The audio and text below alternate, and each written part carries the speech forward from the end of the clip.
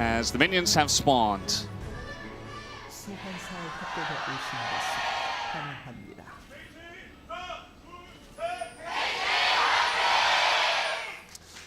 And, you know, I'm getting a little bit ahead of myself. So the minions do spawn much quicker now if you haven't played at all or haven't looked at the changes. Yeah, less time for level 1 shenanigans. I've definitely been caught out by this. You know, you're trying to do like a little cheeky invade. You're like, I'm late to lane. I'm really late to lane.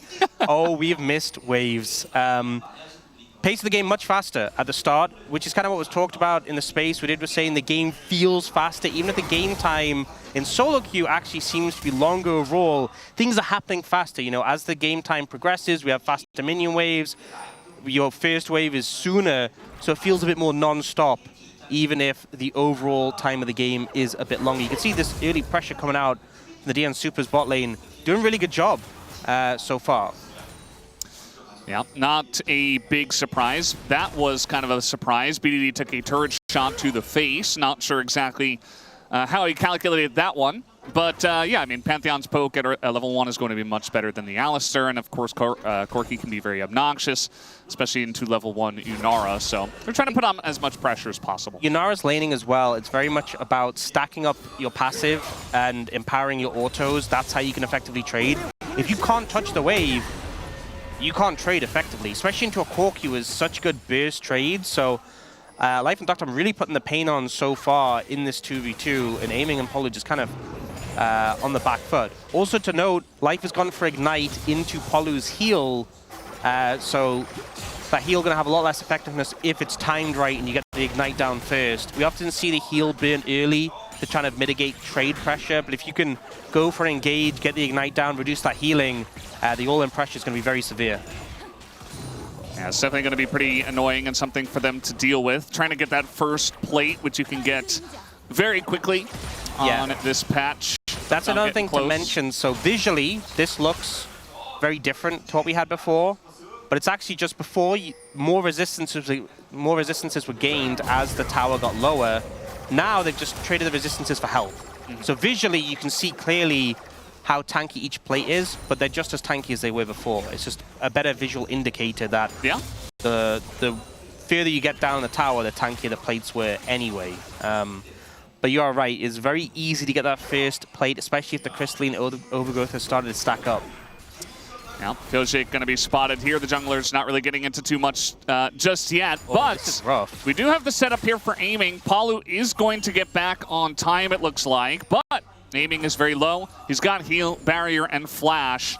And can he escape this gank? This dive is the question. Stun comes in, the damage is there from Duckdom, and that is going to be first blood going over to Pyojik. Duckdom taking a lot of damage, but he gets out with the Valkyrie, and Palu not able to keep them around for very long, as no seismic shove even going to be utilized here by BDD, and that's a clean dive. And you get massive value from this, because not only do you get the kill, you get those two summoners in the barrier and the heal, but BDD teleports down, and something with the role quest is that you get way more value for doing things in your own lane, you know, whether you're CSing or just spending time in your own lane, so BDD kind of wasting his TP and time coming down to the bot lane. The heal is early, because they know the enemy team has Ignite, but with that low HP, there's just not enough to be done, and Duckdom has the aggro, just slides out again, and it means those two members in Pyojik and Life who are deeper, they don't even end up low on HP, so there's really no recourse for KT. Yeah, and Palu's just there trying his best to keep them around for BDD, but he only has one combo as a level 2 Alistar, so couldn't even add an extra stun on top of that. So just a very nice plan there from the side of the Soopers to get them started and to really make things rough for Aiming here early on in this game, and to hopefully delay his quest as well. By getting him out of lane, not allowing him to CS as much, etc. As this Pantheon pick looking pretty good so far as the, do we call it the R5? We don't, because the Soopers are on the blue side. But as the last pick, in this case, the B5, with our new first selection setup here has been working well for them. As now, a little bit of a flash coming in, the wall's coming down. Life does not have his own flash, as it is going to be a dodge on the seismic shove, but Life stuck between the wall and the rest of KT, not able to get away, and that's a kill for KT. Bit too many members, bit too much damage, and that Pantheon is very squishy after his E has gone down to mitigate the damage. So good setup there from KT. BDD going for a decent roam. Is able to come out successful. So you see here, able to find the wall to cut them off, and knowing that there's no flash, Palu goes for the flash pulverize into headbutt. And they try to go for 2 there, but Duckdown with a nice little dodge away. He still had sums after as well. So he was fairly comfortable, regardless of how that seemed a little bit close. Yep, he was fine. His lane partner, not so much. We did just see Dudu have to flash in the live cam that we had there during that replay. So perfect with this Cassante as the counter pick for the Rumble, at least in terms of pick order.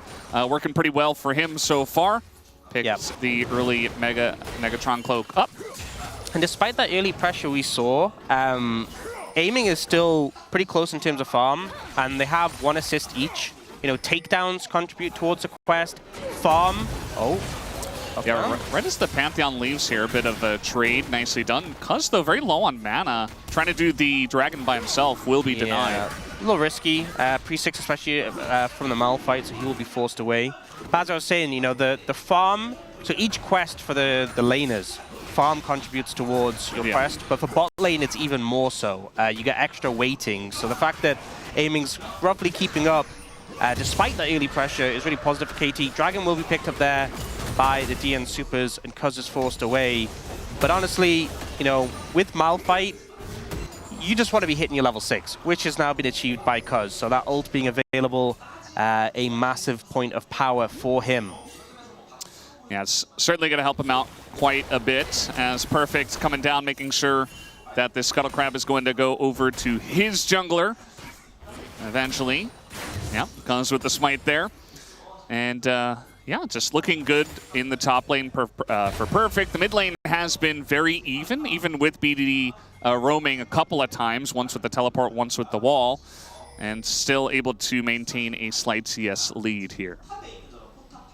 Yeah, haven't seen any quests come through yet. You can see with the new UI at the top, just below the team names, it has all the quests. We saw this when we had the opening... Season opener? Season opener, yeah. Season opening event. Season opening event. SOE. Yes, thank you, Brendan. Yeah. But whenever any of the quests but you were. Whenever any of the quests are completed, it will notify you there. So easy to keep tabs on. But so far, no one has quite completed theirs. Junglers still got a fair few more camps to go. Yeah. But obviously, I think some of them, you like immediately get that big spike. Some of them takes a bit longer to really feel the rewards. See, the first completed item is going to be the Zeke's Herald's here for Cuz. Zeke's Convergence? Yes, Convergence, sorry. Yeah. Living in the past. And, they changed this item. They did. It used to be kind of a joke between us, but now... Well, they added ultimate haste to it, importantly. And he's also gone the domination tree. So we sometimes we see Malphite popular in solo queue, you go press the attack. But he's gone electrocute, which, I mean, essentially it's 3 hits, right? Similar. But it does mean he'll undoubtedly have ultimate hunter. You get the ultimate haste from the Zeeks as well. His ult's going to be in a pretty low cooldown. It's not, like, crazy low, like you're going to use it twice in a fight, but definitely means he'll have it more freely available. But it also means that Frost Storm, immediately proccing after you ult, going to be a lot of damage represented. Yeah, definitely feels good on a champion like Malphite. One that's certainly very reliable, or very much relies on his ult, I should say. Yeah. And going to be seeing that on probably more junglers as we do get them across, especially and it's also Fearless. Just, you know, players in different roles abusing cheap support items. Yep. You know, the more things change, the more they stay the same. Yep. As Pioshik's doing the grubs here, we do have Cuz and BDD on the way. The charm's going to miss already, so I'm not sure how much longer Pioshik can stick around. As Little Smite did come in, as there is the engage. Pioshik going in on a BDD, though, who is going to flash the wall. Not going to get away, though, as Pioshik picks up that first kill. And now Cuz in a lot of trouble. Double kill for Pioshik. Already up to 3 kills on this Wukong in this game. And the fight goes very much awry for KT. The Supers are on top. This is one thing, right? It was a first pick Malphite, and I honestly feel like with the champions on the DN Supers, there's not that many champs that are easy to connect with, and look how well Pioshik plays this. As soon as the ult comes in, he dashes forward onto BDD.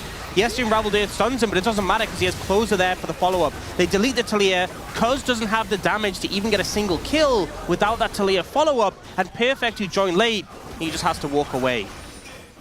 Yeah, it felt like a little bit rushed from the side of KT. They're like, okay, we can blow up one target. We've got Malphite Talia. We have, you know, essentially what should be very reliable CC to set up the Talia. But as you mentioned, it was totally dodged by the Wukong. And so you don't have a safe Talia. You don't have the Talia damage on top. And and they didn't have the Cassante either. It was like they went way too early. So I think KT very overconfident there. They were just expecting Pyosik to crumble. And he really stepped up there. Now 3-0, and the Wukong is a great spot to be in.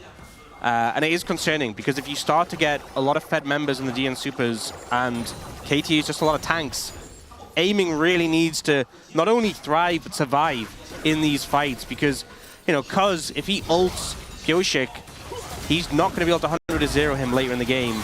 And really, Dokdam's also a bit of a trickier target to pin down with that Valkyrie, so... We got the ult this time on a Pyosik, who is trying to go forward, actually, but the CC chain is very much going to deny that, as Palu does pick up the kill, unfortunately, but still, things looking good in the fight here for the side of KT. The Charm is going to miss on the wall. BDD totally fine. Bit of damage comes in, gets the knockup back into Palu, who picks up the second kill.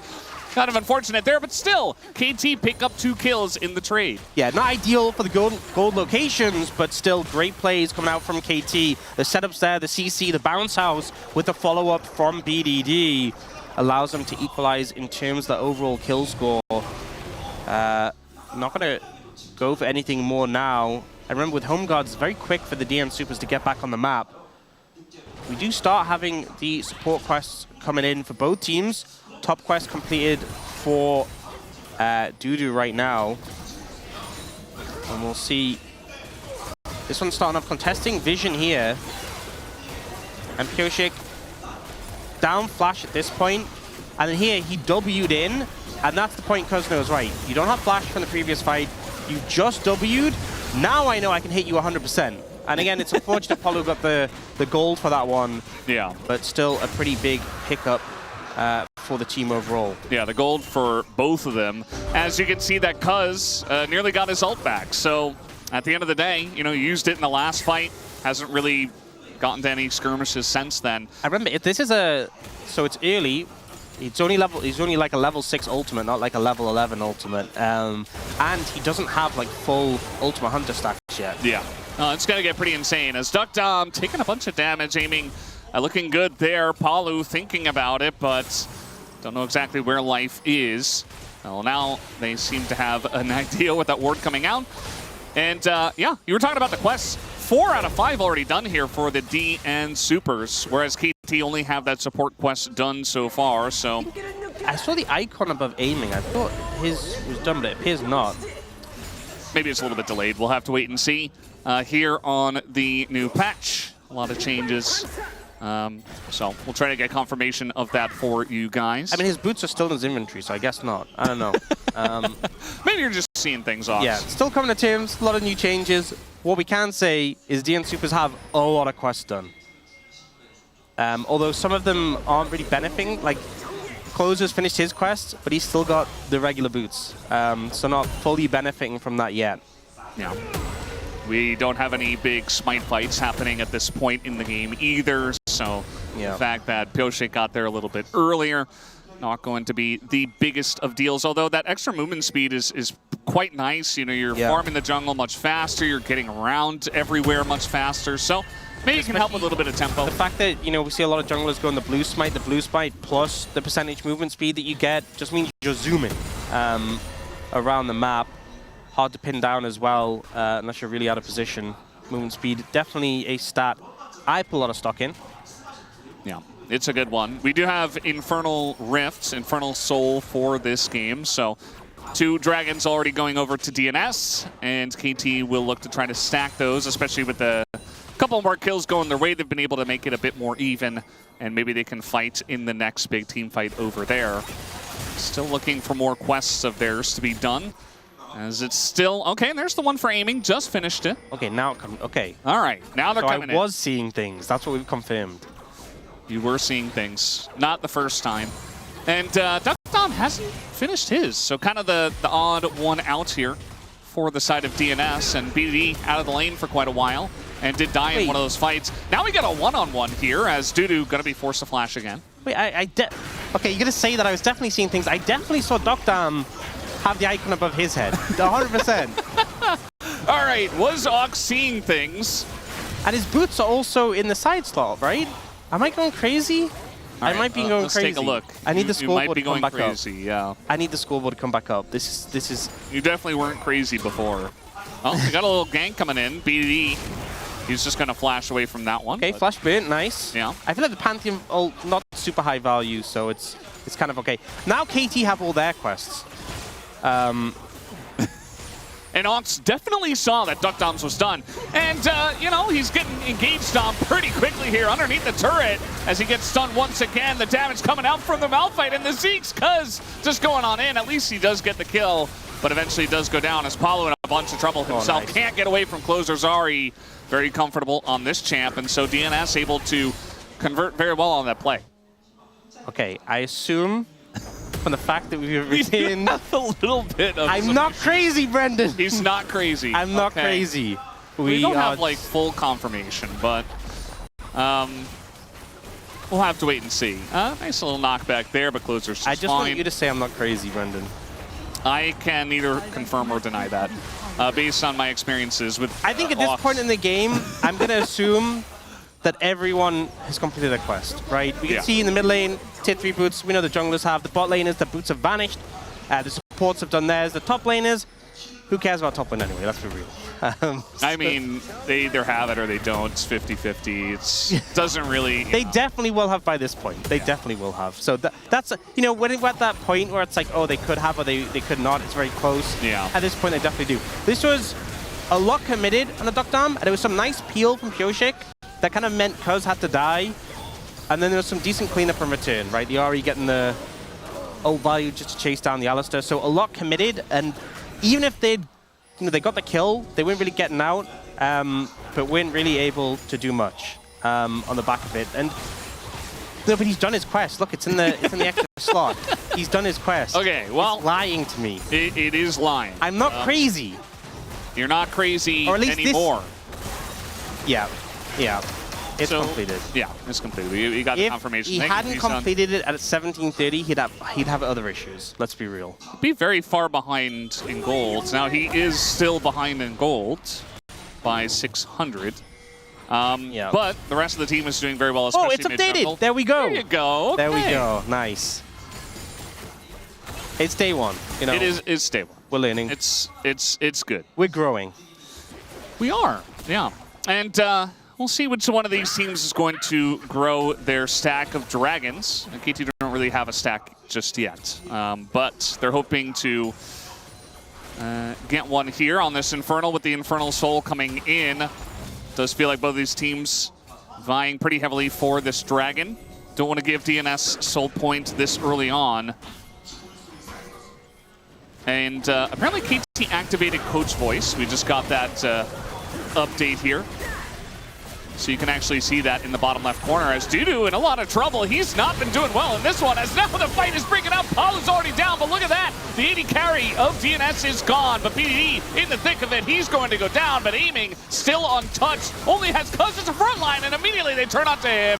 And Aiming goes down. Pyoshik and Closer putting 2-2 together and just looking amazing here so far in these team fights. KT took a big fight to DNS and they lost it big time. By the way, Dudu also won the 1v1. Yeah. Top lane, it's an ace at 19 minutes into the game. Looks like the Coach Voice didn't really help out in that situation. Not the best timing, no. Yeah. Big win for the DN SOOPers, honestly. Coming out huge in that one. Massive team fight winning the bot side as well as getting that solo kill top lane. And it was a very sporadic fight here. I think, you know, the engage starts to come in, and they do find Dokdam early on, but it's just the follow-up once you start getting the resets, because you're trading members, resets are coming in for Closer, your only damage threat is Aiming. The stun from Live comes in to set them up. And again, even without the Corki, you still have so much damage in this composition. And here we're seeing this 1v1 on the top side. Oh, the equalizer value is so huge. He's just sitting on it. He's sitting on it.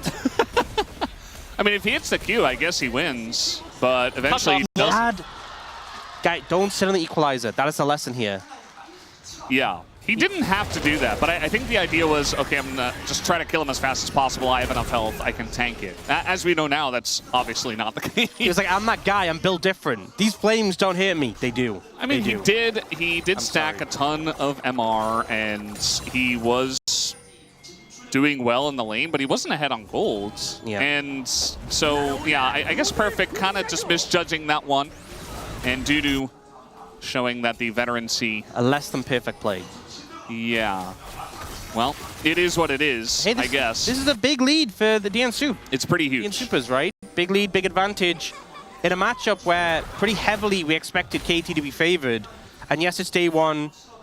Yes, you know, there's... Oh, the quest is gone again. Oh, no, it's back. Okay, it's back. Every time we call it out, it disappears. Oh, KT looking for something here. Yeah, I mean, their wombo combo's great, right? But instead, they're going to get engaged on as Aiming in a bunch of trouble. No real follow-up, but Aiming is so low, and now Life is coming on in, and Aiming, there's nothing he can do except run, because also only just running away, not really able to set anything up. So much for that wombo combo I was talking about. That's Cuz in a lot of trouble. The Term is going to hit here on Apollo. Nice double knockup at least, but they don't really have that much damage without their Yunara. And eventually Cuz is going to go down. Perfect finally gets here, and BDD is still pretty healthy. But eventually, I think they're just too far ahead, and DNS will close out the fight in their favor. I feel like KT lucky for Aiming to even get out of that situation, but the problem is he is just zoned so heavily from this Wukong. This is so much of your sustained damage, and he just doesn't get to play the game. Pyoshik goes, you know what, I'm just going to send it. Aiming's on the front line, commits to it, gets so much damage down, and even though the peel from Polo is great, you're not saving the fight. You're saving your AD carry who can no longer fight, and you're trapped in a situation where, unfortunately, you're not able to escape. They do kind of manage to turn it around a little bit. They get a kill and a life in return, but it's still never favorable for KT. My only consolation is that it could have been worse, which is not really what you want to say after a fight. Yeah, could have been much worse. It did feel like, you know, if a couple things came together and they were able to get a bit more momentum early on in that fight, maybe kill Aiming straight out and then follow up from there. Could have been good, but instead... Well, you know, Closer knows all about the bromentum. He is a bro talent of, you know, some year, of 1 year, I guess. You know, he's got that at least a little bit under his belt. I don't know how official it is, but still counts, I guess. And 14 stacks on the Magi's already, especially on an Ahri. Polu, though. Polo's a bro talent too. Yeah, he is. So, who does Degon support in this matchup? You're right. Who's Degon choosing? You know, I don't know. Yeah, it's a tough one to answer. Probably a matter of preference for the player, or maybe just the role. Don't make him choose between the bros. You know, Degon is an AD carry player. Very fitting. You know, I feel like that makes a lot of sense for Degon and his personality. I feel like maybe he would support the support in this case. You know, go with KT.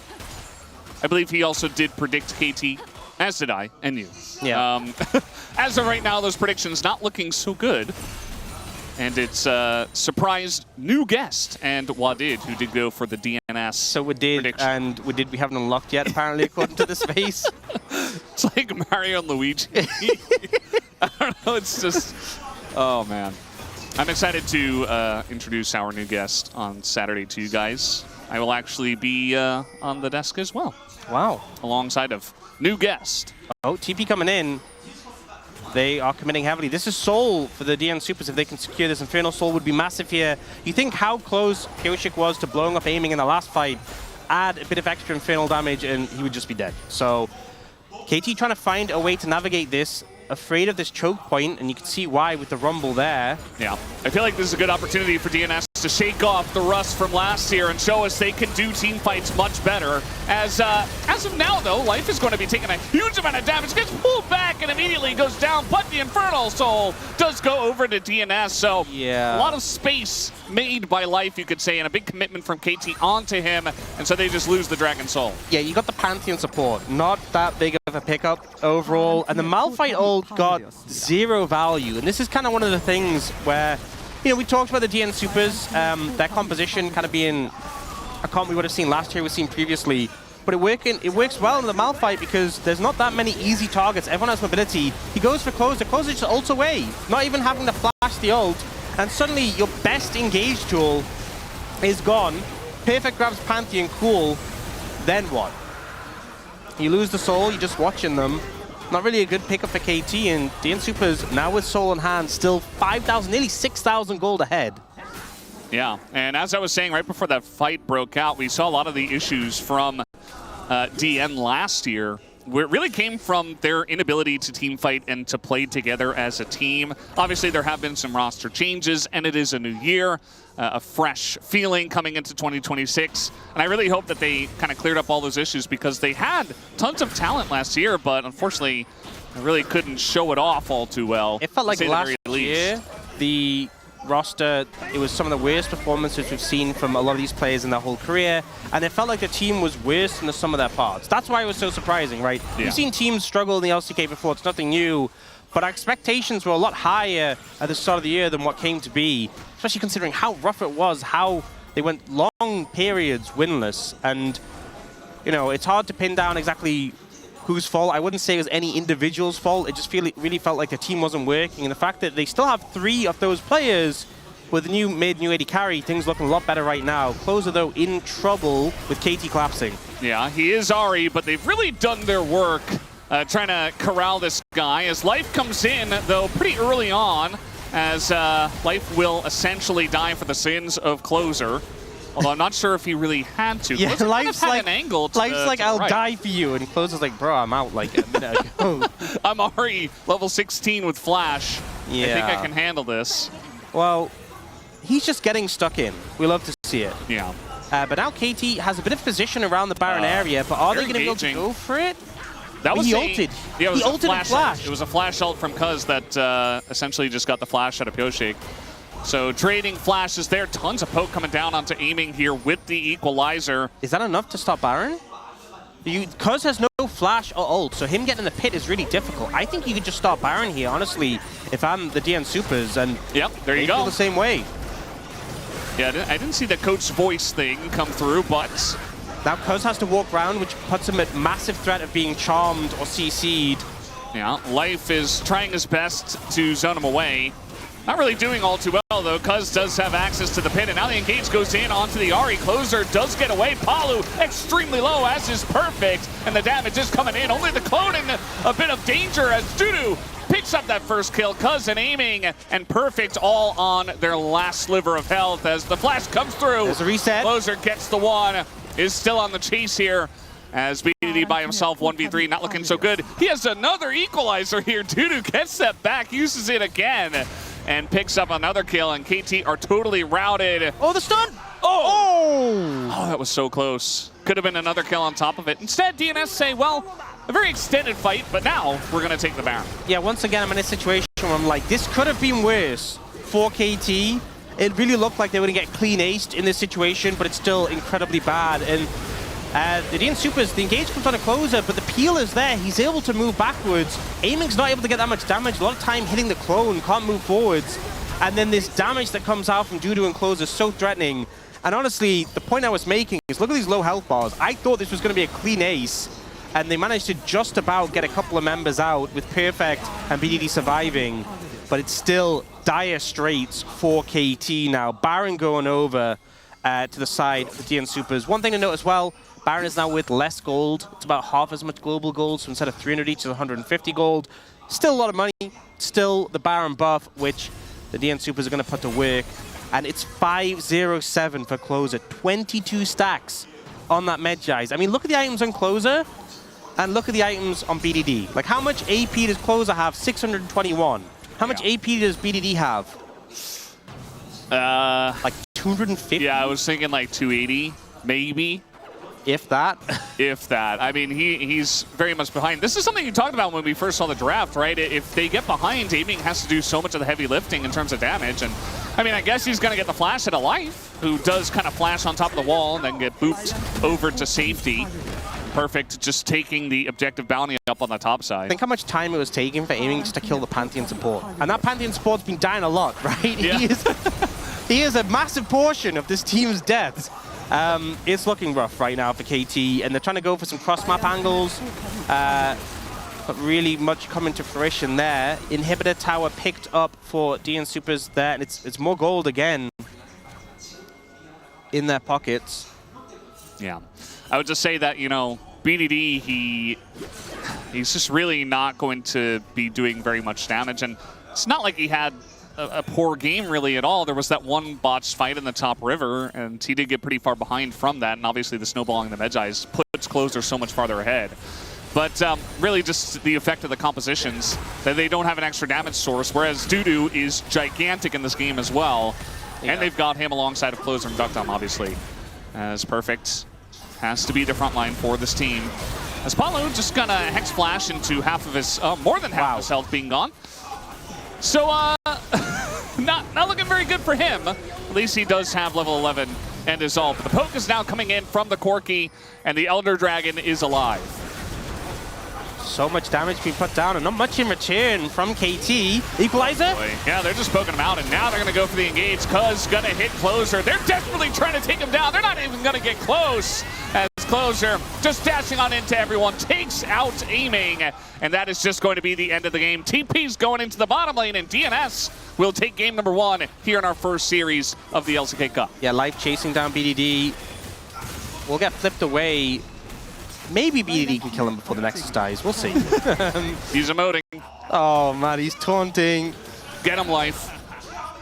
He's laughing. Yeah, but as we did mention, that is going to be the end of game number 1. The Nexus is taken down, and the DN SOOPers, they come in with a new roster, a new name with the SOOPers, and KT Rolster, the top of the Rift.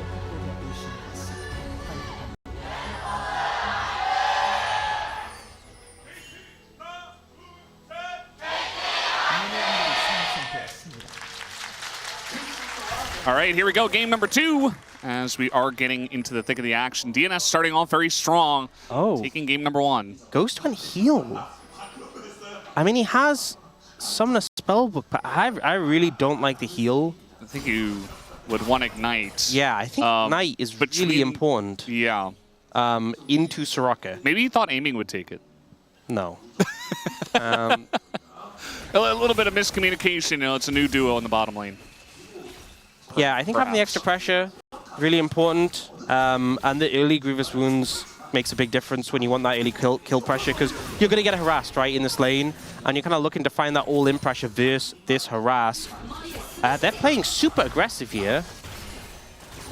The thing with Soraka is her harass is solid, but the main reason she's so strong is that if you trade abilities with her, she beats almost any support in the game. Like here, you land a Q, she lands a Q, but her Q heals her. So she's still full HP, and you're now not full HP. Yeah. Which is why, even against harass-heavy supports like Karma, Soraka can be really frustrating, because Q for Q, Soraka wins, right? But Braum isn't Karma. He doesn't have nearly as much harass as a Karma. Yeah. And, I mean, you're Lucian level 1. You're not really going to be able to do much against the Volley Ashe at this level, down on range as well. Dudu playing Sion into Renekton. We've seen this a million times. We're going to see it again. The top lane continues to just inspire tons of joy here in 2026. Oh, also Ghost didn't go the approach velocity Braum tech, which I love seeing. You know, a little bit disappointed. Especially with the Bandle Pipes, that feels really good. Yeah. Yeah, that is time to talk a little bit about the Bandle Pipes for those who haven't seen it. New item, support item, costs 2,000 gold. Very cheap, even for a support item. A lot of support items are like 2,200. When you slow an enemy, so it works differently for ranged and melee. For ranged, it gives more stats and longer duration. But it's AoE, it gives 30% attack speed for 8 seconds, and it gives the holder 20 movement speed. So on Braum, who slows with every Q, it's great. And given everyone attack speed to stack your passive, it's really great. So it's part of the reason Braum is so strong. Dudu's back. I'm gonna say it. It's day 1, but Dudu's back. Yeah, guys, you don't pick Renekton to lose level 3 to Sion. I'm just gonna point it out. Not going so hot right now for Perfect. Yeah. Dudu's back in action. Very excited, as we do know he's capable. Aiming just gonna sit and get rooted. Not exactly the best situation, but they were able to push the wave in, so... Yeah, they really want to push it and potentially get a reset in and heal up, because if you look at the inventories, there's a lot more health potions on one side than the other. Aiming and Ghost having to use their health as a resource to get out of this lane. Aiming will be able to get a back in now. Opts for... Okay, he does pick up a health potion. I was thinking he was just going to go items, no health potion. Refillable would feel really good, but doesn't quite have the money for it right now. And that's the thing. You are weathering the storm as this Lucian Braum until you find an all-in angle. But as I was saying before, without the Ignite, thinner windows, he does have the spellbook. So I'm kind of looking for a point at which he does switch to Ignite later on. And that helps to signify, hey, it's go time. It's going to be obvious, too, to the side of DNS when that is. Yeah. It's like, Braum has switched to Ignite. Whoa, I wonder what's that? What did he mean by that? It's impossible to know. Is he cold? It is quite cold in Korea right now. It's a lot of ice outside. It's going to be -10 Celsius tonight. Oh, man. I don't know what is going on. Well, I guess winter. It's very slippery as well. Yeah. Be careful out there if you're in Korea right now, which you are. So be careful. Yeah, I am. Yeah. I am real. Not AI in this case. Perfect is just really getting bullied here. Yeah. Sion doing Sion things. No, this this shouldn't be happening. The Renekton tends to do better in this matchup. But they do play it really well. I see Sion and I see him in the early games and I'm like, nah, he's just gonna win every early game. It's just the way it goes. So Renekton losing the early top matchup. BDD's doing fine. Bot lane, aiming, and Ghost. I think they're doing okay, but they're not exactly ahead or anything. They are still down in gold, but they're weathering the storm okay. Oh, hit! I don't know why, but I just got it mixed up that it's his tower. I was like, hit the crystal line. No, he's farming under his... I'm gonna blame the new side flip him. That's what I'm gonna blame it on. You know. That's a good one. One of our new changes here. The poke is pretty insane. It's Ash and the dragon's helping. And the dragon is helping. So they don't really have any business in that river anymore. You know, the Infernal Dragon does. Have you seen the new cinematic? It does look a bit like Shyvana when she's a dragon in the new cinematic. Did you see it when she was fighting the Elder Dragon? It was pretty neat. Yes. Yeah.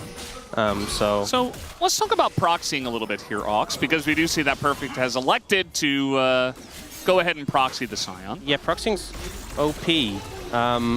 Because the area in which you're in top lane extends behind the enemy turret. So you can proxy and you're still in top lane. But if you were that same position behind your turret, you wouldn't be in top lane. There's like, you know, shout out Watley for like carving out with blue trinkets the different areas of what is in top lane. Yeah. And making it very clear in a tweet so people could see. Closer in trouble. Yeah, Sun is going to come in. Silas here as well. Easy first blood given over to Cuz. Closer doesn't even elect to flash as now being kited out here. The Braum not exactly enjoying himself. Ghost getting super low, has to flash. And the pain continues for the KT bottom lane. Yeah, bottom lane matchup not going too hot right now. Starting to really fall behind in terms of CS, and now Ghost has to back. Does have TP though, get back into lane, but that means no Ignite going to be available immediately. But yeah, the point I was making about top lane, so with these quests, with the laners in particular, you get like passive build-up for your quests, and just being in lane speeds it up massively. Closer was trying to do that, and it was rudely interrupted by the gang squad. No, you don't get to be in lane. No quest building up for you. And he's sent back home. Yeah. We did see BDD's quest was delayed pretty decently compared to Closer's in the last game. I think, so the numbers on it, it's almost 5 times faster. Just short. It's like 4.8 times faster, the passive build-up of your quest if you're like in your lane area compared to out of it, and it contributes a lot. It's a big contribution to your quest, just being in lane. So if you're roaming or if you're forced back, you want to make it quick. And you want to get value from it. So I feel like whenever you're going somewhere else, you want to make sure you're getting like tangible value. Obviously things like takedowns give quest contributions, so it's like if you go somewhere, get it. Neutral objectives do too, right? But you want to get that, because if you just leave lane and come back for nothing, you kind of feel bad.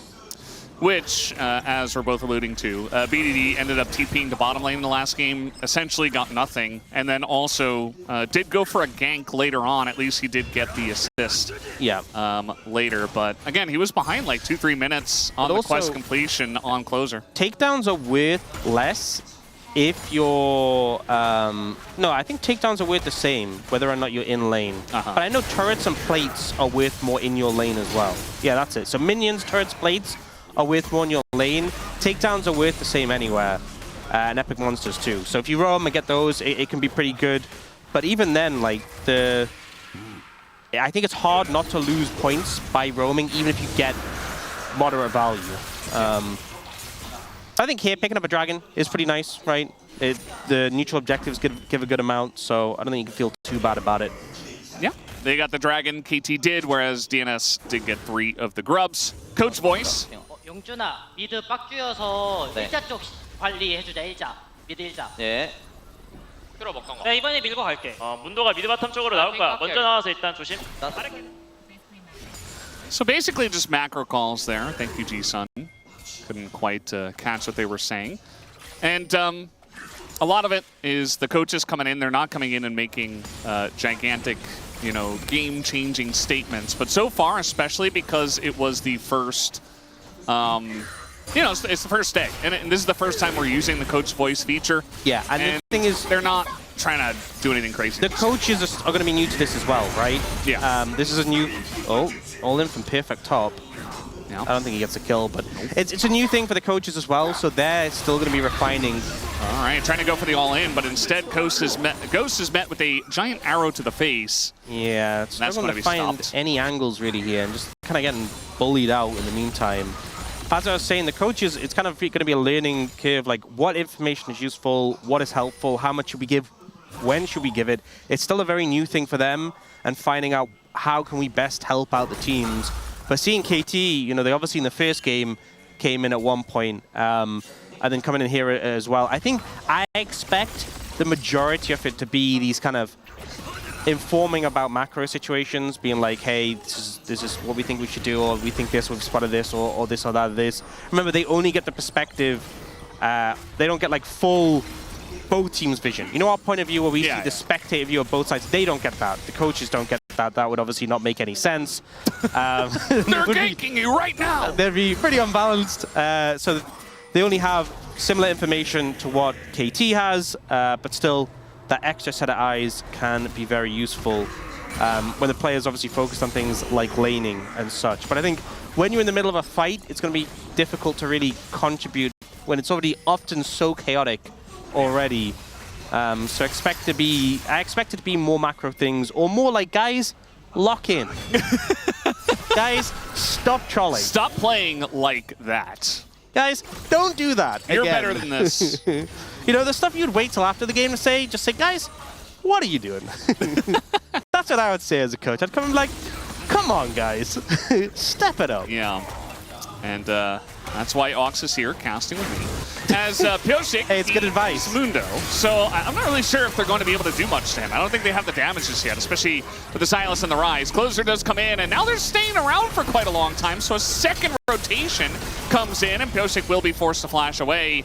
As the arrow comes in, we'll be missing both of them. Perfect. Yeah. Very low in the top lane. He is just getting bullied out again in this lane. Has gone for that early Tiamat and is nearly finished the Cole, but he is just not having a fun time. Dudu is thriving. Is it the year of Dudu? It's easy to say, but I think it is. It's day one. I think you and I are both on the... There is never a better time to say it's the year of Dudu. I love day one overreactions. Week one overreactions are good as well. Yeah. He's just bullying him out. Perfect's kind of just wandering around. Yeah. World finalist, Dudu's like, I don't care about that. It's the year of Dudu. That's what he said. Dudu, if we could listen to his comms, he would have said that himself, I'm sure. He would have said, year of Dudu, quote me on that. Yeah. Well, we didn't need to hear it. We already know it, Dudu, don't you worry. As the quests are coming in, does look like BDD, you know, helping get that kill onto Closer. He's going to be the one person that gets the quest first ahead of his opponent. Everybody else on the side of DNS got their quests done first ahead of KT. So, as you can see, things going pretty well in the quest department for them. The gold still slightly in favor of KT. They also have that first dragon. They've got a kill onto the Silas. And so they're feeling pretty good about that. Perfect continuing to just try to proxy, and so will Dudu. Docdam's going Essence Reaver Ashe, which is not something I've seen. You know, the Essence Reaver did get buffed massively, and obviously Ashe has a low cooldown W to proc it, but you tend not to see Essence Reaver Ashe, you tend to see like Kraken Slayer or Yuntao. Like auto attack focused Ashe. Auto attack, either like crit Ashe or on hit Ashe. Yeah. So I'm interested, especially because we talked about how this composition was lacking. Like you have 2 threats on this composition. You need them to be pumping damage. So he's up to the Essence Reaver here. It does mean he'll have plenty of mana. That's something to be said. We do have new support items coming out as well. I talked a little bit about the Bandle Pipes, which Ghost has, no surprise, because it's really strong with Braum. We might see it in action here if he hits a Q. No. Nope. We almost saw it. Almost saw it. Yeah. And Life has gone for the new support tier item. I forgot what it's called when it's not upgraded, but it's the Diadem when it's upgraded. Yeah. And basically, it gives you, you know how like every tier item gives you a stat based on your mana? This one gives heal and shield power, and also for every second in... Oh. Wait, he hit him with that volley. I don't know how he did not quite know that Cuz was in the brush, but yeah, ends up using his cleanse and his flash, even though the volley, yeah. I heard the sounds of the volley hitting, so maybe for some reason he did not. Either way, that is going to be a nice follow-up kill here for the mid-jungle duo of KT. Yeah, a little bit of an oopsie there from Dr. And both summons down, and the Soraka ult to try and save him. So let's see this again. And listen as well. And because it's like, oh, he saw me. He starts to walk away, and he's like, no, he's still coming. Maybe Dr. was like, that brush is acting weird today. Must be a new change in 2026, you know? Like, if you hit the brush with the volley, it makes a sound. Yeah, maybe he thought it went a bit further and it hit like the Raptors. That would be a lot further. Yeah. It was like max range hitting the brush. Maybe he just didn't, I don't know. I'm making excuses. Who really knows? Yeah, our Worlds finalists are kind of struggling today. I don't know what's going on with that. Yeah. The thing I was saying about the Diadem when it's completed, every second you're in combat, it heals someone nearby. So when Life has his tier fully stacked, it's going to be pretty nice, pretty good. But he's a long way away from that. You often see people don't finish, like they get the tier and then they build another item. So it's interesting he finished it when he only has 144 tier stacks. Some perhaps non-optimal item finishing scenarios here, but you know. Yes. Okay, Ghost didn't hit a Q again. Yeah, Ghost obviously, okay, engage Braum coming on in, and Duck Tom has no sums, so that's a free kill for KT. Okay, you know what's really sad? Is when you hit with your Q, when you're playing a champion with Bandle Pipes, it puts a circle around you and you can see who's getting the buff, right? And it's got good vibes to it. I've just learned now in Spectator it doesn't do that. So we don't get to see the Bandle Pipe vibes, unfortunately. And I'm just very sorry to everyone watching because I really sold this item as a great experience and we're being denied the Bandle Pipe vibes. It was a whole party. I'm sure it'll be fixed in the future. We're on 26.1. I want everyone to know. It's a party, you know? Everyone's invited to the Bandle Pipes. And everyone loves pipe-based instruments, like bagpipes, right? Yeah. Yeah. What other pipe-based instruments are there? I think those are the two. I mean, it does just look like bagpipes, right? Yeah, I think it is. It is. I think it's a bit of a reference, yeah. So Scotland reference? So goes with the engage here. No circle, unfortunately. Yeah, no circle. Tragic. But a good pick. Dr. Without Summoner is a little bit vulnerable. And the Essence Reaver Ashe, he bought the Essence Reaver and he died twice. So I don't know what the takeaway is, but I'm not being sold. We can't really blame the Essence Reaver for that, but I'm choosing to. Yeah, well, it's not necessarily the build you see nowadays, but it does feel pretty strong on the right champions, such as Lucian. They're really struggling in the lane, but now Aiming's 1-0. He's ahead on farm. He's ahead on gold. And he has the 2-item spike on the Lucian. The Essence Reaver Navori is so nice. I mean, it was already good before, but now with the Sheen procs and the fact you're reducing your cooldowns with the Navori, this is prime Lucian sort of vibes. Yeah. So we don't get the vibes from the Braum, but we get it from the Lucian. Well, he does actually get them. We just don't get to see it. We just don't get to witness it. You don't get to experience the vibes alongside of Aiming. Yeah. It's KT only. It's a KT only party, and we're not invited. Yeah. So aiming, you know, he was kind of the main carry of the last game, or he was meant to be. Oh. Didn't really end up hitting that. I just saw the Seraphs came through for Rise, and I had a bit of information that is new that's completely irrelevant. That I'll get to later, 'cause it looks like we're having a fight. Yeah, completely irrelevant. You know what else they changed? You can now buy, so once you've fully stacked your tier item, you can buy a new tier and make another. And it's irrelevant because it's not going to happen this game, and probably we're not going to see it for a while, but I wanted to bring it up because I missed that so much. So if BDD wanted to, he could build another tier right now and start stacking. Yeah. He could get 4 tier items if he really wanted to. And he is Rise. Nothing's stopping him. Mana. Except the one to win the game. Yeah, I do think eventually, you know, on the right champions, perhaps we will get to see it. We saw it on Ezreal, I think. Ezreal. In the season opening. Yeah. When the Seraphs after the Mermana. So that'll be one where you see it, I think, from time to time. It's great for ARAM Mayhem, right? When you get like Overflow or Mind to Matter. And you're stacking it very quickly because... Yeah, it stacks faster in ARAM. Yeah. Yeah. Summoner's Rift less so. But some good pressure coming up from KT. 3 Dragons in pocket, 4.5k the lead.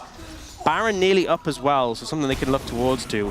This is the kind of momentum that you definitely want with this composition. And now Piff looking for Dudu. I mean, really, a really long lane here. We do have the Bramble Vest completed, and Dudu is quite tanky, but again, Perfect given so much time and is going to force the flash as an arrow even. Aiming, didn't look like he saw that one, but still was able to dodge it. Yeah, I felt like he kind of dodged after it, missed him, you know. Yeah. Oh. Close call. I'm not sure it would have really done anything if I had hit, other than a bit of frustration. But KT with the pressure now, you know, despite the fact Dudu was doing so well in lane, kind of hard for this Sion to really make impact on his own. He really wants to hit the overgrowth. Okay, I am all for people being free thinkers. And I am never someone to say, don't build how you want to build. But what is Dr. cooking right now? What? You know, I think he's a little confused by the new season changes. Just like SMG Fiend Hunter? What is the thought process? You fire Ash Arrow and then... What? I'm so confused. Yeah, I mean... You ult and then your first auto is just jacked with the Sheen proc and the Fiend Hunter? Sure. I don't know. I'm very scared. We're going to have to see it in action. I don't think I want to. It does give the ultimate ability haste, right? So maybe he's just trying to be an ult bot, but they only have 2 damage threats. So maybe being an ult bot isn't a good idea. Yeah. This is some dark tech. I don't know, I've not seen this. If this is some dark tech I'm missing out on, I want no part of it. I for one, welcome the weird new stuff. So keep it going, Duckdom. I don't care if you lose personally. Just, you know, show us the new stuff. It's day number 1. That's one. You know what? They are 1-0 up in the series, right? So if you're gonna experiment, now is the time. Well, Duckdom is experiencing a culling to the back, and it doesn't quite feel so great, but he does have a Soraka. So the poke is not the end of the world, and he should be just fine. Okay, I'm going to say something as well. So with tier, you obviously stack it from hitting stuff. You can also stack it by using beneficial spells on allies. I feel like Life hasn't been doing that, because remember ages ago I said he was on like 144 stacks. Yeah. Look at his stacks now. Yeah, he's not... Is he going to finish stacking this item by the end of the game? Or are KT going to end it first? He needs to stack this item. It's only good when you finish stacking it. You need to, like... Oh, man. Yeah. I think the DN SOOPers bot lane maybe cooked a little bit too much, right? Maybe a little bit too much. Well, we already saw one support subbed out today. There's still time for a second one to be subbed out if KT win game 2. And not stacking a tier isn't necessarily a good reason to sub out a support, but we do know who is on the bench. Another Worlds finalist. Yep. Peter. And a guy who has a lot of time spent playing alongside a Duckdom through thick and thin, you know, through the good times and the bad. Through the essence of Fiend Hunter bolts. Yeah. Fortunately, Peter has not experienced that on stage yet. Oh. But there's still opportunity for that to happen as well. Who am I to judge? Oh, little stolen arrow. Oh, into that the did cleanse. damage. That's some AP behind that ult, you know? Yeah. But then they just kind of cleanse and walk it off. They did also heal as well. That seemed a little necessary, but I guess the movement speed, maybe? They're a little spooked. Yeah. What is that TP? Look at this TP on the minimap. What was that TP? Oh, he wanted the health shield, I guess? No, I can't justify that. That can't be a thing. I mean, is he just TPing for the shield? That must be it. I can't see any other justification. He just really, TP'd for the shield. yeah. He wants that fat shield. And honestly, I Hextech respect Drake it. is coming up here in 5 seconds. I respect it. He wants to be thick. And look at that shield. It's like buying an elixir right before an important fight, except you use your teleport for it. And so Cuz is here, and he's like, yeah, I can't really do damage through this gigantic shield. It is such a big shield. It's really sizable. Now, is the culling gonna hit basically nobody? And now the Mundo ultimate is stolen, but the Scion is so tanky. Down goes the shield, and now we got a Renekton in the back line. Tons of damage, sometimes just dies. And Perfect is unkillable. It's a rout in this one, and KT essentially 5 for 0 in the team fight. Absolutely slaughter them. Absolute massacre, and it just really looked like some of the technology from the side of the DN Supers wasn't really coming together. Just brute force through them. We see, so the shield, it only lasts 30 seconds, and I think it starts to time out like now. Like that's his own shield's W. So his shield is just like gone. And then the fight starts, and they're trying to play around this gravity field, but it times out, Perfect jumps in, they just annihilate Docdam. So the Fiend Hunter didn't even really get any value, and then they just roll through them. 나이스! 영보다 영보다. Love to see it. Very happy is Ghost, as they should be. And you know what? If he wins this game, that's 100% support win rate for Ghost.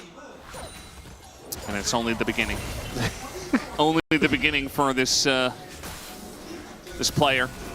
Here's the question I'm really asking though. Will Life be able to stack this? Yeah, I'm very curious. Yeah. I'm going to say no. I think he doesn't finish it. You don't think yeah, honestly, it's looking that way. It's a 12,000 gold lead almost. And KT have this comp that's very reliable for setting up fights with the Silas, the Rise, trying to get in there, and just a bunch of beefy targets that they can hit. They can force an objective right now. Aiming also has the model reminder, which I think, even though they added Giant Slayer back to LDR, so it does like extra damage based on the highest percent, more health the target has compared to you, like it used to. Well, he went into his own jungle. He thought it was his jungle. It's not. So even though LDR is really good against a health stacking team like DN Supers has, I think there's so much healing on the enemy team. They were clearly like, look, we need a consistent Grievous Wounds applier. And even though Cuz had it, they're like, model reminders to play here. Yeah. Trying to step up and do extra damage BDD. They will. It's kind of bleeding here. Obviously, the Baron was taking the stolen Soraka the cheeky, just a little bit of sustain. Yeah. And then back to work. Oh, they found Closer in transition. He's just dead. And see you later. There's no way that Life is going to stack this up. He is dead now. 308. He's not even far away. He's so not going to get it. It is so doomed. It's so over. Still the year of Dudu, I think, but we'll have to wait and see how that continues. Here after game 2 is an absolute stomp from KT Rolster. Piochik says, "I'll go down this time," and that he will. The Nexus is taken out, and 27 minutes. KT will tie it up and bring us to a game number 3. Wow, 0 kills there for the DN Supers. You know, they started this season so strong in that game 1, and game 2 snapped back to reality. Yeah. There's still a game 3 though. SOOPers.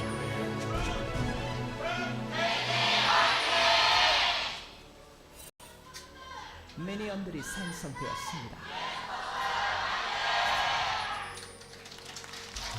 You know, something I feel like we haven't really talked about, which we talked about a lot in the season opening, but we haven't really talked about yet today, is the Phalites. The Phalites, yeah. The Phalites, you know, I was just thinking about that. And they've been, there's been a lot of discussion generally online about them and how they've changed the vision game, kind of simplified it in some ways. They're these spots that you really heavily want to contest. For those who aren't familiar, when you put a ward in these Phalites, you can see them on the minimap. These little, like, sort of what color are they? Almost like a beige, like little dots. You can see the two of them in yellow. the river. Yellow, maybe. They make your ward radius bigger, and then it also, for 45 seconds, I think it is, it expands like vision over a wider area. So it's really good to have a ward there, but obviously the downside is it makes it very obvious where you're going to have wards. Oh, Dokdam is in trouble. Yeah, they went for a very aggressive trade down on health. Yeah, and also with the Ziggs level 1. Yeah, Ziggs level 1. Not the play into Aphelios, because Aphelios just autos you with the Calibrum, and your Q is on like a 6-second cooldown, and when you hit it, you're like, nice, see you in 6 seconds. So he will TP back to lane, and Rel will run back with Home Guard, so not going to miss too much, but not an ideal start in this bot lane matchup. Yeah, I didn't see the Flay come through after the engage from the Crashdown, so maybe they were saying, okay, Thresh is down as Flay, we can get a good trade here, but instead, what we saw was a level 1 Rel being bullied, and little to zero follow-up after the Crashdown. I think so. You just get auto down is the problem. You know, like even if you get that initial bit of damage, you're not going to kill him, and you just get auto down. So risky play that will be punished a little bit, but again, I don't think he's going to miss a ton of XP.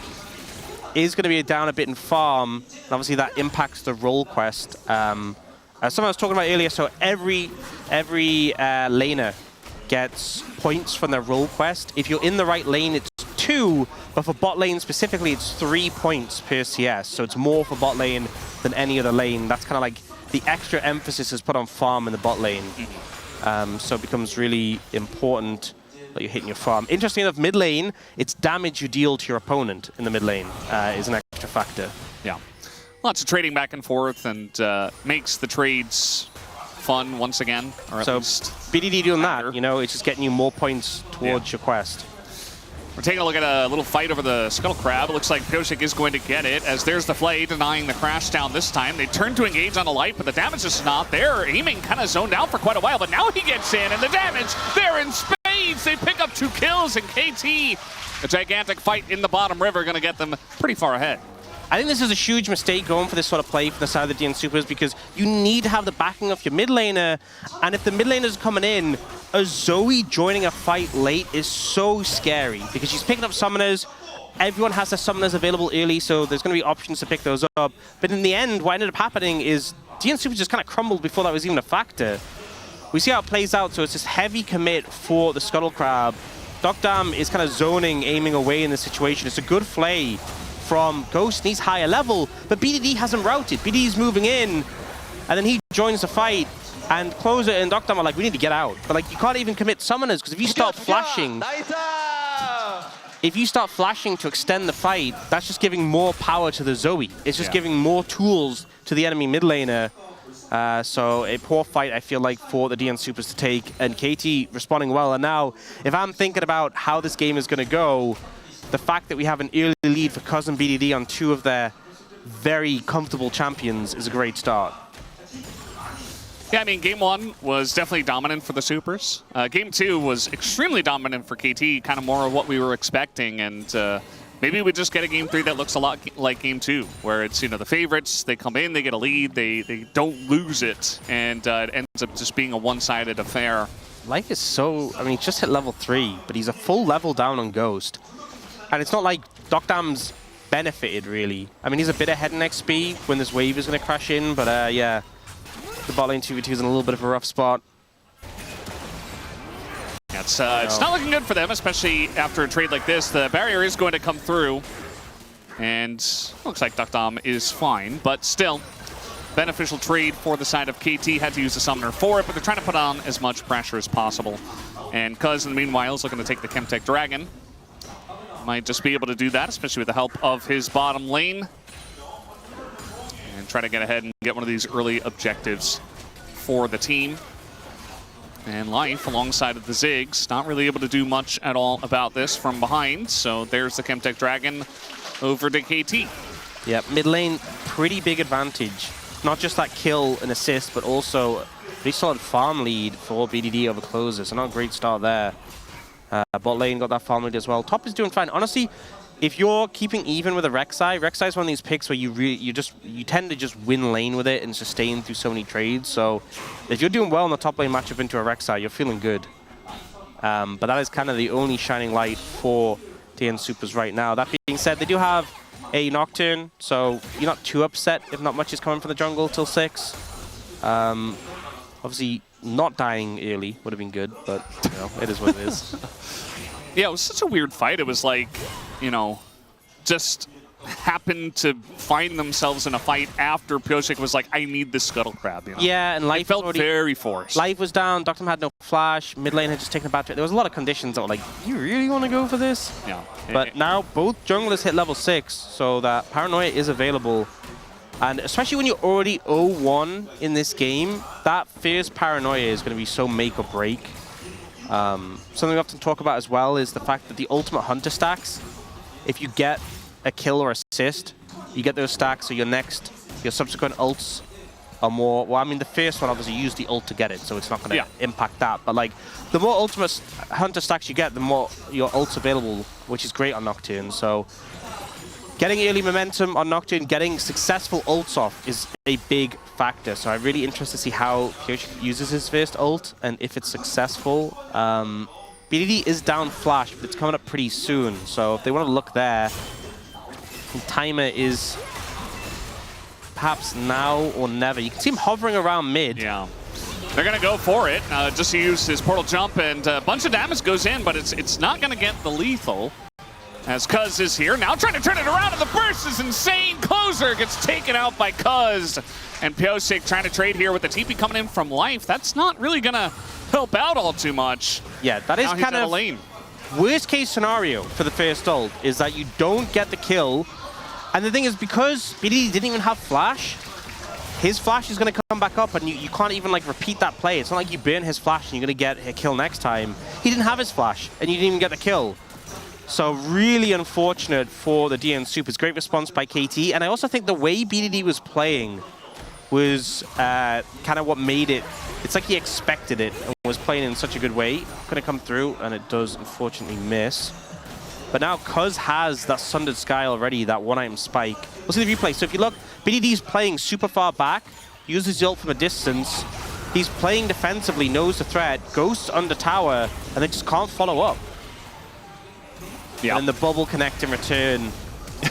The fact that he's Zoe helps a lot, right? Because he can do an insane amount of damage from very far away for very little risk. Yeah. In a scenario like that. And BDD, because this mid-jungle has been together so long, and I feel like of all the mid-jungles, their synergy is just some of the best, right? You know, you think of like Faker Owner is another example of a really strong mid-jungle, but BDD Cuz definitely last year showing the power of this duo together and displaying that once again here.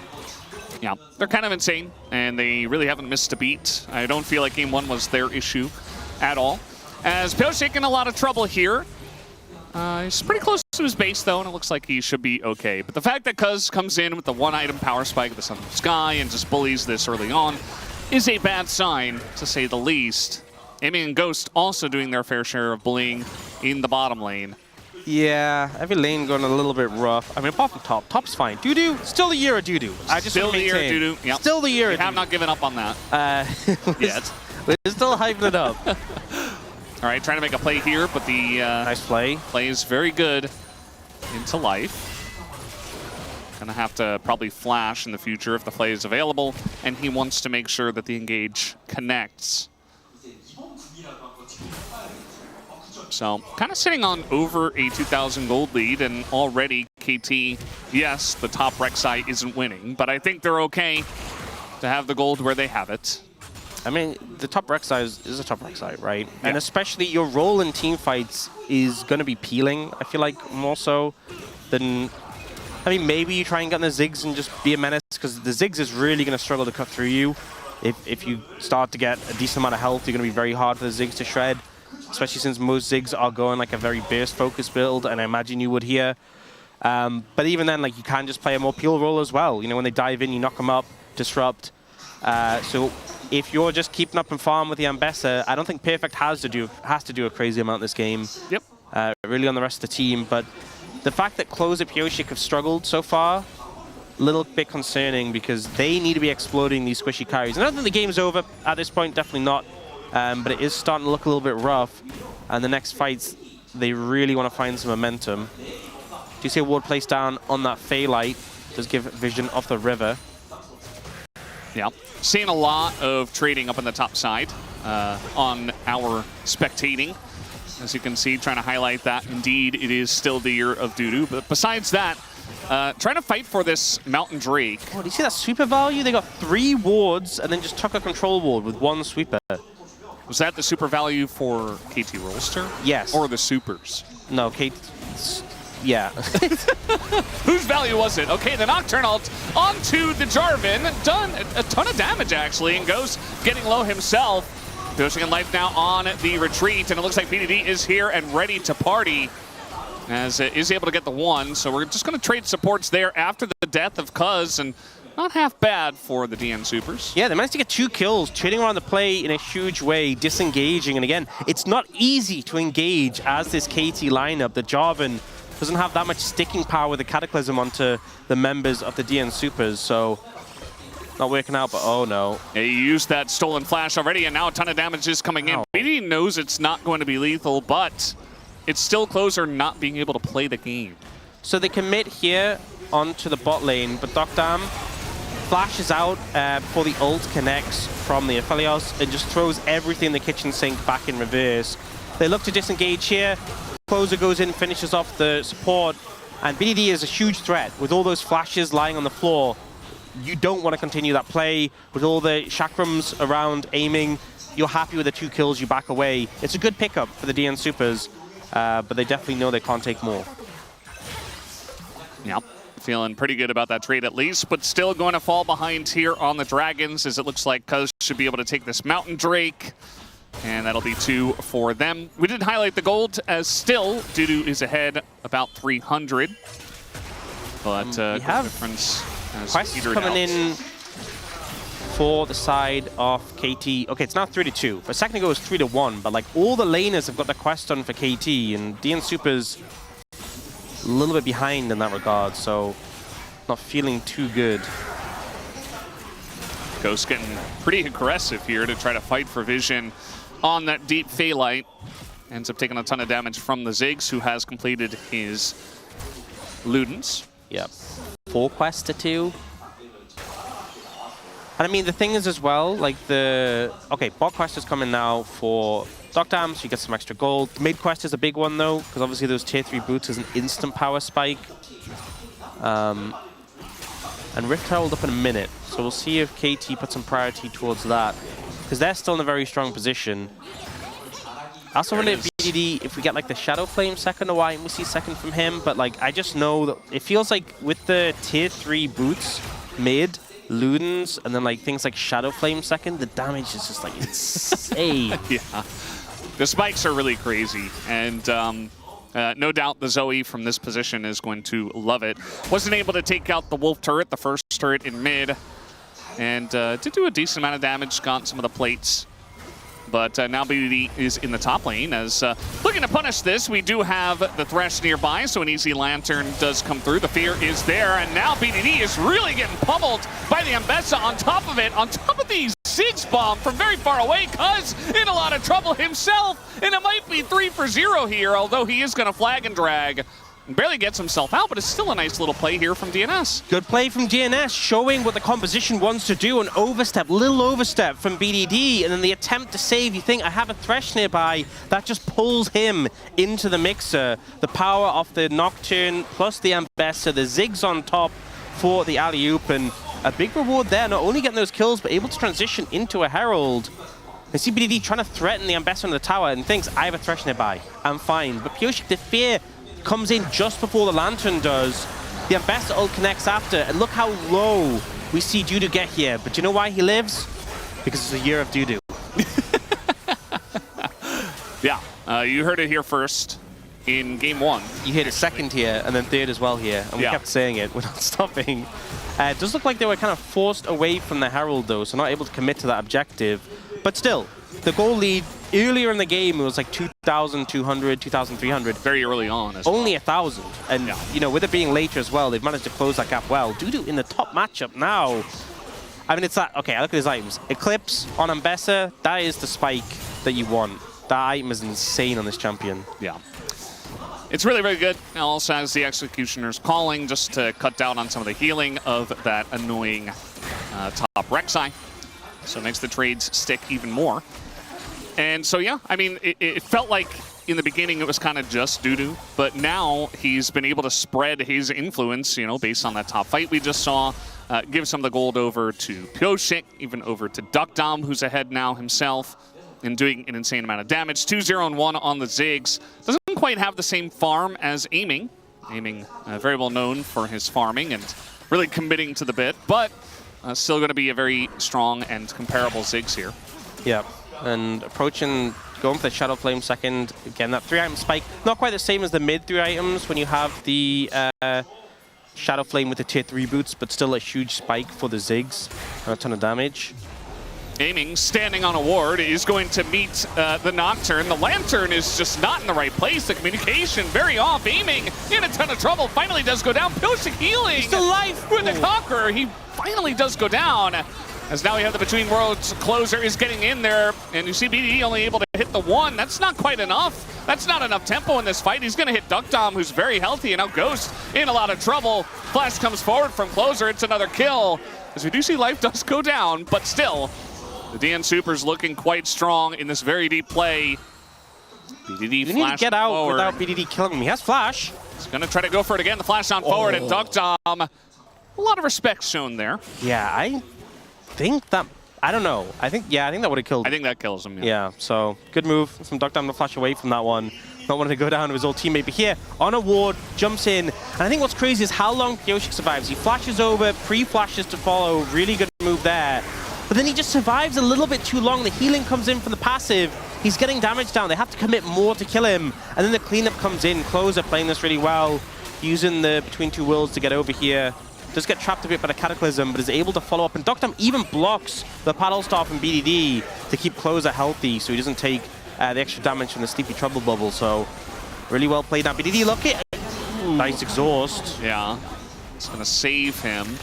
And a bit more pressure as well as they're going to take down the mid-tier 1. And looking for a third dragon with Hextech Soul here on the map.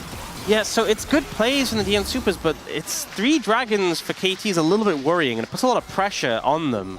Because the thing is, all that has to happen is one good bubble, one good pick, one good team fight, and KT have Soul.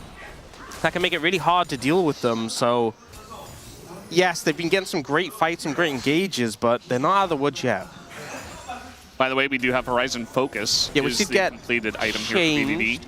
So it's now back to OG Horizon Focus, where a lot less AP, because it used to have like 125 or something crazy.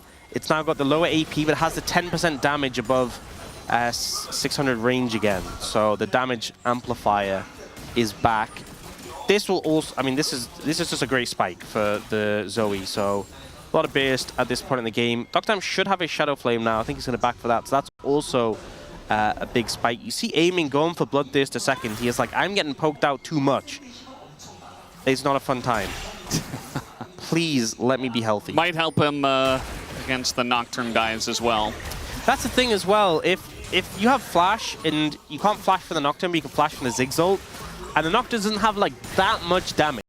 Like he will eventually get you down with some extra help. But if you don't get hit by the Ziggs ult and you have enough lifesteal and the right weapons, you can just kind of like melee fight the Nocturne. Aphelios is one of those 80 carries who can just do that. Loves when everybody is in range. Yeah. As long as you're not dying. And but it's very contextual, so we'll see. PT is definitely going to help out quite a lot as we're starting Baron at 20 minutes. There's no scrying orbs from DNS, so they not. I mean, it seems like an ambitious start. Something to note is they made Baron do a lot more damage, and also the resistance shred. So a lot of people might think they took that away. They did take it away from Baron on AoE, and they gave it to Atakan, and then they gave it back to Baron. So now AoE shreds again. So Baron does a lot of damage. So I think Cuz was like, hey, we could maybe too much. No, it does a lot of damage. Nope. That's second thought. It's tanky, does a lot of damage. It's scary, it's spooky. I don't like it. We're getting out. Yeah, I think I have enough Otacon throws. I don't need now it to be replaced by Baron throws. Yeah. I feel like we've learned a lot over the years. It's circular. You know, Atakan was a new Baron, and Baron is the Old Baron is the new account? Baron. Yeah, Baron is the new Baron. That's what that's where we are right now in League of Legends. Because Otacon was the old Baron, and then so it replaced it, and then the new Baron. Baron is Baron. Yeah. I'm glad we could establish that. It all makes it's all coming full circle. Something else, you know, another little tidbit. They've changed it so the more dragons you've taken, the less damage you do to them. That was already a thing, but they really increased it. I think when you have 3 dragons, or maybe it's 4, it gets up to like 45% or something. It's a lot. That might be when you have 4. I can't fully remember the exact numbers, but you do a lot less damage to dragons, basically, is what I'm trying to say, compared to what it used to be. So KT's dragon take will be not as fast as it was last year at this point in the game. So DNS have a little bit more time to position, get over there, ult, BDD. Yeah. It does feel like that was kind of the idea across the board, to make objectives more difficult to take and matter. More committal. A little bit more. Yeah. Which helps when you have a Nocturne. I feel like it helps. It doesn't really help us get that much action because our teams were already really safe outside of like T1 Baron takes and stuff like that in the past. Yeah. But now they're just like, yeah, we can never do this. Like, we're just not going to do it. So instead, we're just going to farm. And already we've had a couple of games that haven't had the most action. We can't blame the changes for that, right? We can't blame the changes. I'm just saying that we already have a tendency to do things a certain way here at the LCK, and we're only highlighting and enhancing that with some of the changes. Well, that's because right now we're in a free flux state where we just have all our teams together. Later in the year, it's going to go back to Legend and Rise, and then we'll really see culture and gameplay and divide out. Yeah. So that's when we'll really get to see the differences. So we got a little zoom in there. It looks like Coach Voice is going on right now for KT Rolster. I am curious what the idea is. I feel like this is actually a good time to use it where there's nothing really happening and you can kind of set up the late game for your team. I know it's a really, I mean, maybe it's because Dragon's coming up, so they're talking about something for Dragon. And I know it's a really serious tool, important, but I'd love if they were just like, hey guys, do the Dragon. Obviously, it's not right. This is really serious, and I'm sure the coaching staff gave some What do you want insight. for dinner? Is it KBBQ again? Are you sure? I mean, you can utilize it that way if you really want to. There's nothing stopping you. You're allowed to do that. Oh, Sleepy Trouble Bubble? Oh, but the good satchel. Yeah. Okay, but KT have control of the area, which is good. And a Scrying Orb already used. Other one's not there. They are starting the Dragon. Again, it's slower, but it's going to start get willed down.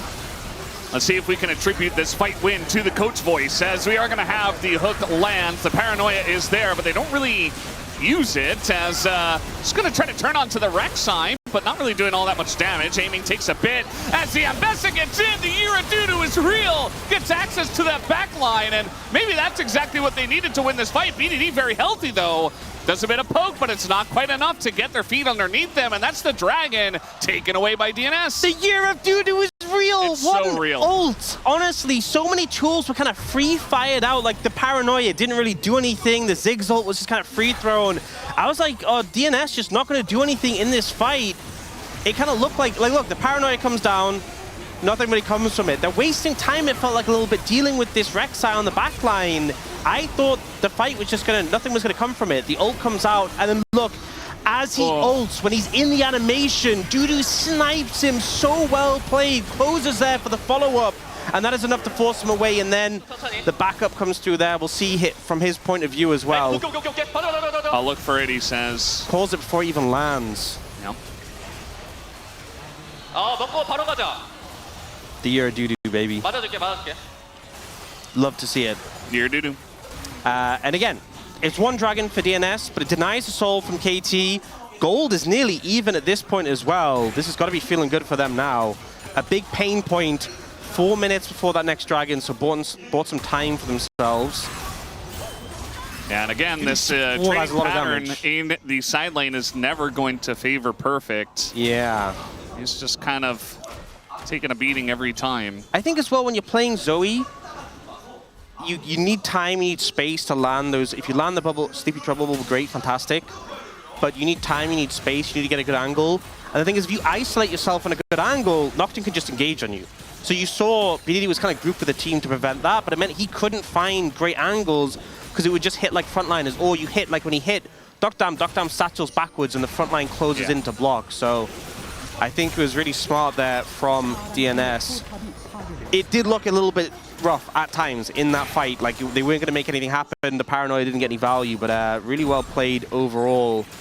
And now the game in an even state. This would be such a huge first series win for DNS, a team who spent most of 2025 not winning.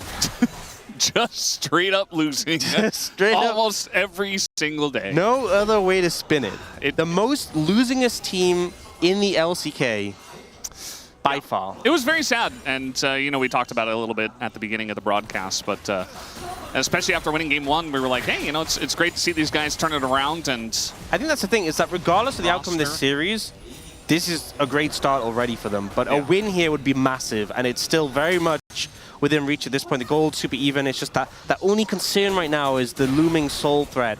They have a couple of minutes before that. It feels like the Baron, especially with them on red side and against a Zoe, it just feels like now the team too comfortable to start that without like a big fight win beforehand. And KT know that they're dealing with the Nocturne, so that they're not overstepping very much. We haven't seen like the aiming blunder we saw earlier when he was on that ward. Haven't seen any of those sort of situations since then. Yeah, also just kind of the state of the game. There's no big objectives. You have to hold a line at very outwardsly. You know, it does feel like BDD doesn't really have an angle until the fights really begin. As speaking of which, Perfect in a bit of trouble here, although Duckdom also going to be engaged on, trying to take the satchel away. He does have his flash, but he doesn't want to use it because he knows he's just dead. A trade of members here. Duckdom gets caught out. Yeah, I think Duckdom was moving to try and be in ult range of the bot play and just ended up super overextended. The fact the satchel was like just not even close to getting in anywhere near safety, it means that bot play to kill Perfect ends up just trading unfavorably because KT, they kill Duckdom, they get this mid tower as well. Big trade upwards, and the inner towers are all worth the same amount of gold now. Yeah. You know, last year the side lane inner towers were worth a lot more. Now they're all worth 600 gold. So you get that mid one, which is really nice for pushing up deep in the mid lane, and it's worth 600 gold. So you're happy to pick that one up. We'll see the replay here. Yeah, you can see both of them kind of moving down. Like, we want to support. We have global ultimates.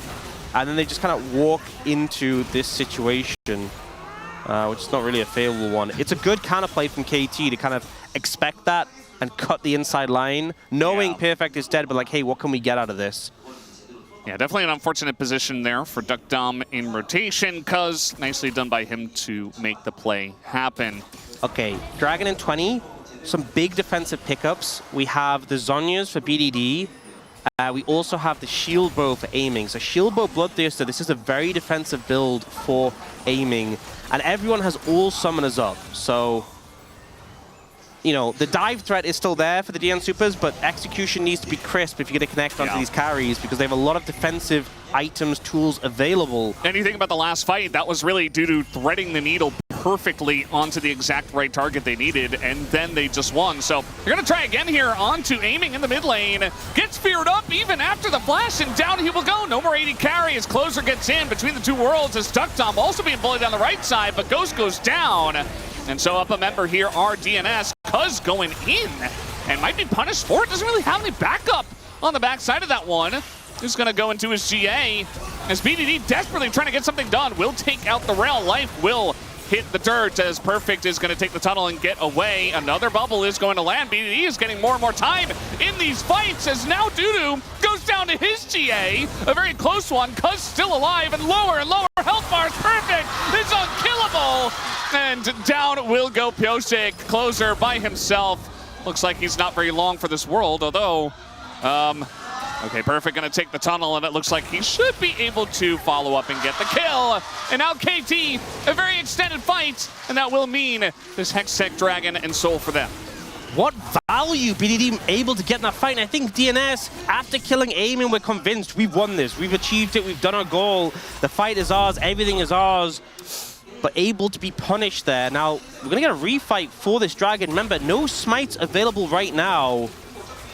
But I think too much control for KT in the area, too hard to approach. Soul for KT. Mammoth play from their top side on the back of this.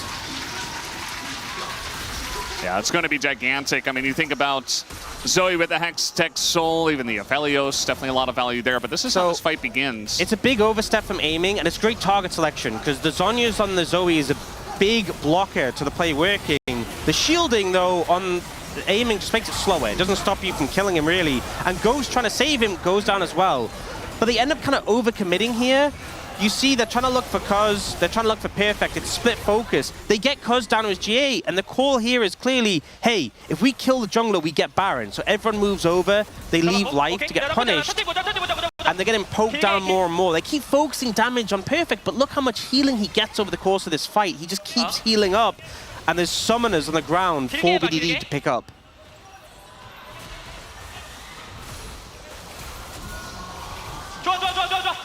It's good, he says.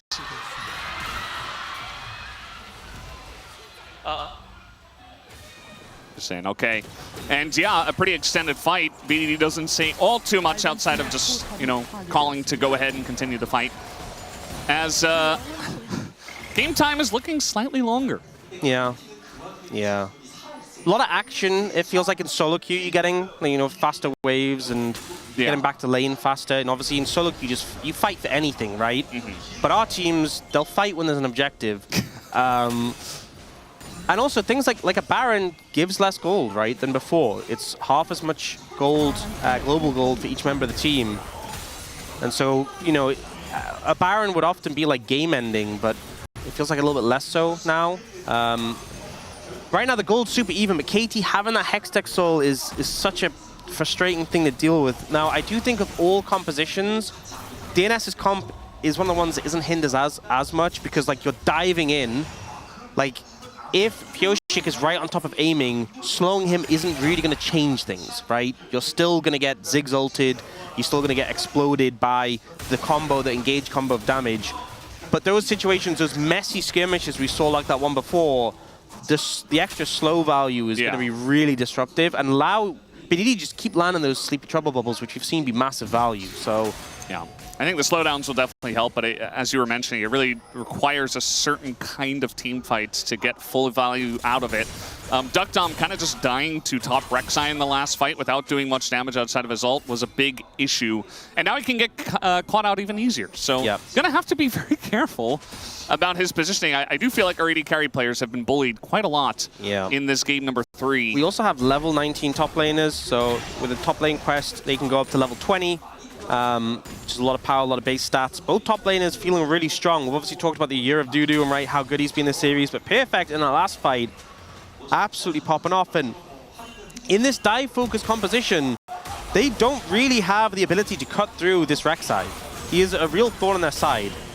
I genuinely think Dudu is the one who does the most damage to him, but it's very hard for Dudu to cut through him and hold him still, right? Yeah. He needs, you know, when like films about like high schools, you have like the bully with the 2 goons that hold them, and then Dudu needs them so he can just punch them, but very hard to make it stick. Yeah.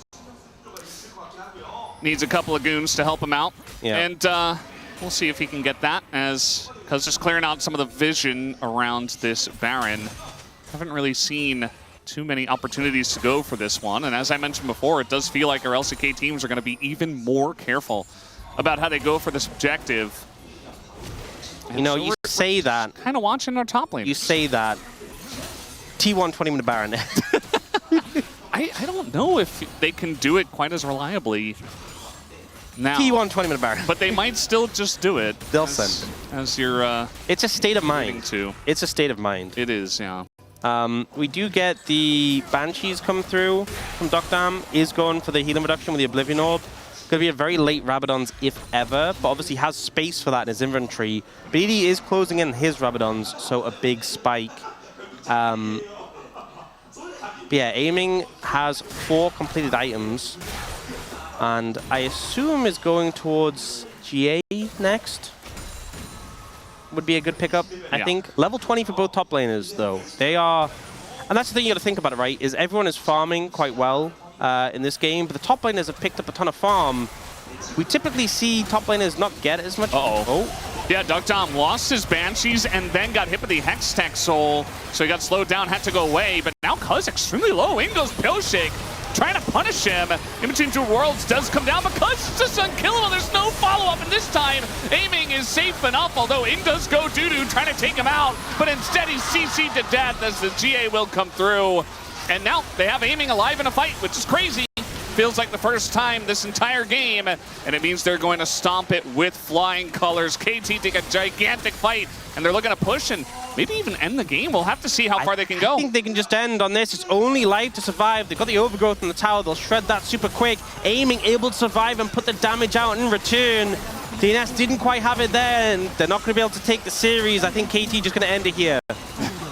BD trying to land the trouble bubble with the stolen flash as life as a Rel does nothing to clear out the wave. Down will go the two Nexus turrets, and there's no respawn on those this time around. The Nexus does fall, and KT take the 2-1 victory here against DNS, who did have a great showing in game number 1, and Dudu especially looking great, memes aside. But at the end of the day, KT do land strong with returning aiming, Ghost also returning to pro play.